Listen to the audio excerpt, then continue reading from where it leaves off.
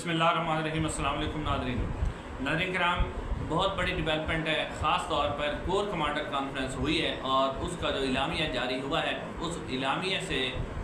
ना सिर्फ ये पता चला है कि अब इस्टेब्लिशमेंट ने जो 9 मई का बयानिया बनाया था वो अब दम तोड़ चुका है और इस्टेब्लिशमेंट इस वक्त बैक फुट पर चली गई है। वो इलामिया के जो अहम नुकात हैं और इस इलामिया के बाद नून लीग के अंदर जो परेशानी है वो भी आपके सामने रखते हैं। मरियम नवाज साहबा ने जो एक शोशा छोड़ा था कि जी आपको हम बिजली के बिलों में रिलीफ देंगे, वो भी प्रोग्राम उनका बढ़ गया है और वो भी अब प्रोग्राम ख़त्म हो गया है। उसके अलावा जो है एक और ख़बर भी है और वो ख़बर ये है कि इमरान खान साहब के हवाले से कहा जा रहा है कि जी उनसे मोबाइल फ़ोन बरामद हुआ है, उनके पास एक मोबाइल है। ये दावा किया है ख्वाजा आसफ साहब ने, वो भी आपके सामने रखते हैं। लेकिन आज सबसे पहले ये मैं आपको तस्वीर दिखा रहा हूँ। ये तस्वीर आप स्क्रीन पे देखें। इस तस्वीर के अंदर आपको एक जनरल साहब नज़र आ रहे हैं और ये दुनिया की अमीर तरीन मुल्क जो है स्वीडन, ये उसके जनरल हैं जो कि एक ट्रेन में बैठकर अपने घर जा रहे हैं। यानी कि जो स्वीडन एक ऐसा मुल्क है जिसमें आलमी शोहरत, टैक्स की ज़्यादा शरह, मुआशरती बराबर तसव्वुर से जुड़ी हुई है और अमीर तरीन मुल्क है, लेकिन उसमें कोई कर्नल जनरल का प्रोटोकॉल नहीं है। वो आम से एक मुसाफिर के साथ बैठा हुआ है और वो अपने घर वापस जा रहा है। इसी तरह मुल्क तरक्की करते हैं और हमारे वाले तो फ़िरौन बने हुए हैं, छोटे छोटे जो है उनकी तो फ़िरौनियत का आप अंदाज़ा ही नहीं कर सकते वो किस तरह, तो फिर मुल्क कहाँ से तरक्की करेंगे। आप नाज़रीन आते हैं कोर कमांडर कॉन्फ्रेंस के अंदर। नाज़रीन आपको पता ही है कि इससे पहले जितने भी core commander, formation commander, DDI SPR की प्रेस कॉन्फ्रेंस, उसमें एक ही जो है बार बार बात की जा रही है कि 9 मई के जो मुल्ज़मान हैं, इंतशारी टोला है, उसे नहीं छोड़ा जाएगा और उनके साथ सख्ती से निपटा जाएगा। और उसके अलावा सोशल मीडिया के ऊपर बड़ी बात होती है, डिजिटल दहशतगर्द हैं। लेकिन इस अब जो कोर कमांडर कॉन्फ्रेंस हुई है उसमें फॉर्मेलिटी जो पहले होती है कि शोधा को खराज तहसीन पेश किया गया है, शोधा के ऊपर फातह खानी की गई है और कुर्बानियाँ जो पाकिस्तान की मिलिट्री इस्टेब्लिशमेंट की, पाकिस्तान के जवानों की है, उनको खराज तहसीन पेश किया गया है। खित्ते की सूरत हाल पर बात की गई है, बलूचिस्तान में अमन अमान की सूरत हाल पर बात की गई है कि बलूचिस्तान में जो अमन ख़राब कर रहे हैं उनके ऊपर, और कश्मीर में कहा गया है कि जी कश्मीर जो है उसके अंदर जो इंसानी हकूक़ की खिलाफ वर्जी है। और ये वैसे कश्मीर में कहने से पहले पाकिस्तान में भी कहना चाहिए था कि पाकिस्तान में भी जो कुछ हो रहा है ना वो कश्मीर से कम नहीं है, बल्कि कश्मीर से ज़्यादा पाकिस्तान के अंदर हो रहा है। इसके ऊपर बात करनी चाहिए थी, लेकिन ये सारी बातें की हैं और दहशतगर्दी के बारे में बात की गई है कोर कमांडर कॉन्फ्रेंस के अंदर। लेकिन जो सबसे अहम बात है कि इस कोर कमांडर कॉन्फ्रेंस के अंदर कहीं भी 9 मई का जिक्र नहीं है। कोई नहीं कहा गया कि इंतशारी टोला है जी, इंतशारी टोले को हम सज़ा देंगे, इंतशारी टोले के साथ सख्ती से निपटा जाएगा, वो तब्दीली नहीं आई। और उसके अलावा डिजिटल मीडिया, डिजिटल दहशतगर्द जो पीछे आर्मी चीफ को भी शायद सोशल मीडिया के ऊपर शदीद गुस्सा था, वो भी इस कोर कमांडर कॉन्फ्रेंस में आपको कहीं भी नज़र नहीं आया। इससे अब ज़ाहिर होता है कि जो पुलिस है वो शिफ्ट हुई है और कोर कमांडर कॉन्फ्रेंस, क्योंकि इनको वैसे पता चल गया कि जो हम बयान देते हैं आवाम के अंदर बहुत ख़तरनाक रद्दअमल आता है, शायद उस रद्दअमल से बचने के लिए किया गया है या आवाम के अंदर कुछ अपनी हमदर्दियाँ समेटने के लिए सब कुछ किया गया है। लेकिन इसके अंदर अब ये क्लियर मैसेज चला गया है कि कोर कमांडर कॉन्फ्रेंस में इस तरह की सियासत के हवाले से, PTI के हवाले से ख़ास तौर पर पार्टिकुलरली कोई बात नहीं की गई, जिससे नून लीग के अंदर परेशानी है। नून लीग की परेशानी बहुत ज़्यादा बढ़ गई है और इसी से रिलेटेड जो खबर है परेशानी के हवाले से,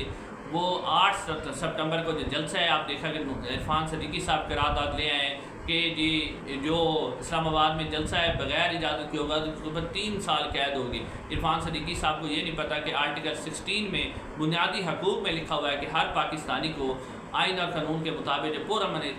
जलसा जुलूस करने की इजाज़त है। तो आइन से मुतसादिम तो कोई कानून बनाया ही नहीं जा सकता, लेकिन आप इरफान सदीकी साहब जिनको बहुत बड़ा इंटेलेक्चुअल, ज़हीन और काबिल और जमहूरियत का साथ देने वाला कहते हैं, वो जलसे के ऊपर कानून लेके आए हैं कि जी इस्लामाबाद में जलसा नहीं हो सकता। लेकिन आज आपसे बड़ी खबर जो है, अभी भी नईम अशरफ भट्ट साहब ने कहा है कि नवाज शरीफ साहब जो है वो डायरेक्टली इमरान खान साहब से मुज़ाकरात करने के लिए तैयार हैं और उन्होंने राना सनाउल्लाह साहब के ज़रिए बाकायदा तौर पर मैसेजिंग शुरू की हुई है, उनके पैगामात पहुँच रहे हैं। और जो नवाज शरीफ साहब हैं, असल उनकी ख्वाहिश ये है कि वो चाहते हैं कि तमाम जो सियासी जमातें हैं वो आपस में मिल बैठें और सियासी जमात में आपस में गुफ्तगू करें, इस्टेब्लिशमेंट को हम बीच में से निकाल देते हैं। अब नवाज शरीफ साहब ये जो बात कर रहे हैं, क्या उनकी इस नवाज शरीफ साहब की बात के अंदर वैसे तो लॉजिक तो नज़र आती है, लेकिन बात यह है कि अगर नवाज शरीफ साहब ऐसा करना चाहते हैं और वो चाहते हैं कि उनका वोट बैंक वापस आ जाए, जो उन्होंने वोट को इज़्ज़त दो से बूट को इज़्ज़त दो की तरफ गए हैं, जिससे उनका वोट बैंक ख़त्म हो गया, वो अपनी सीट भी नहीं जीत सके, तो नवाज शरीफ साहब अगर ये काम करना चाहते हैं तो उसके लिए सबसे पहले नवाज शरीफ साहब जो हैं वो ऐलान करें कि NA 130 में से मैं नहीं जीता, मुझे इस्टेब्लिशमेंट ने जिताया है और मैं ये सीट वापस कर रहा हूँ डॉक्टर यास्मीन राशिद साहबा को, क्योंकि वो यहाँ से जीती हुई हैं। और उसके बाद यानी अगर नवाज शरीफ साहब चाहते हैं कि उनकी मुज़ाकरात करें, या तो वो टाइम गेन करने की कोशिश कर रहे हैं, एक किस्म का 8 सितंबर के जलसे को पोस्टपोन करने की कोशिश कर रहे हैं, या कोई और मनसूबा है, तो नवाज शरीफ साहब वाज़ेह तौर पर ऐलान करें ना कि जी बिल्कुल मैं क्योंकि हारा हुआ हूँ, मैं अपनी नशिस्त से हार गया हूँ, मैं अपनी जो नशिस्त है वो डॉक्टर यास्मीन राशिद साहबा को वापस करता हूँ और उसके बाद मैं मुज़ाकरात के लिए। अब ये नवाज शरीफ साहब क्यों करना चाह रहे हैं? नवाज शरीफ साहब को शायद लग रहा है कि अगले 2 या 3 महीने जो है वो हालात बहुत ही ख़राब, जिस तरह माशी सूरत हाल बहुत ज़्यादा ख़राब है, तो इस्टेब्लिशमेंट और पिंडोरिया में वो चक्कर भी ले सकता है। अगर वो चक्कर ले सकता है, ख़ास तौर पर काजी फैज़ल साहब के जाने के बाद जो जैसे मंसूर अली शाह साहब आएंगे, अगर वो ट्रिब्यूनल को आज़ादाना काम करने का हुक्म दे देते हैं कि ट्रिब्यूनल आज़ादी से काम करेंगे, नवाज शरीफ साहब को लगता है कि हमारी हुकूमत 1 या 2 महीने के अंदर गिर जाएगी,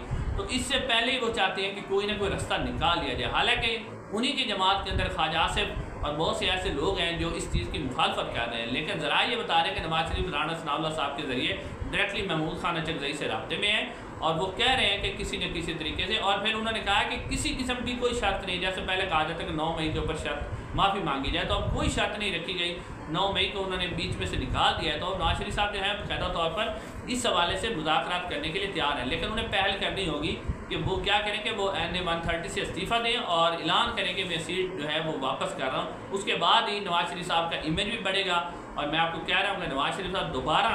उसी शोहरत की बुलंदियों पर पहुँच जाएंगे अगर नवाज शरीफ साहब ये कदम उठा लेते हैं।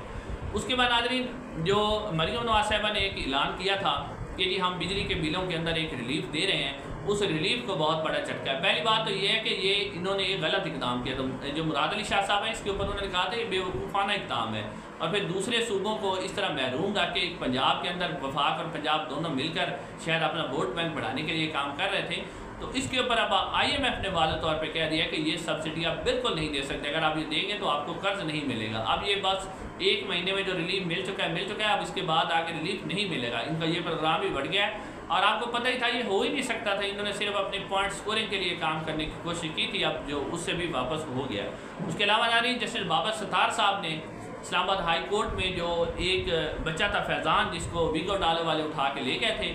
उसके ऊपर जो समात करते हुए जिसके वालिद उस्मान है वो भी बेचारे रोते हुए अदालत में आए थे, उसके ऊपर बड़ा सख्त हुक्म जो है वो जस्टिस बाबर सत्तार साहब ने दिया है। और जस्टिस बाबर सत्तार साहब ने आज IG इस्लामाबाद को हुक्म दिया है कि आज हर सूरत में फैज़ान को जो बाजियाब करके अदालत के अंदर पेश किया जाए। इसके ऊपर जस्टिस बाबर सत्तार साहब ने सिर्फ IG को हुक्म दिया है, बल्कि ISI के जो सेक्टर कमांडर है उन्हें भी कहा है कि वो भी उनकी पूरी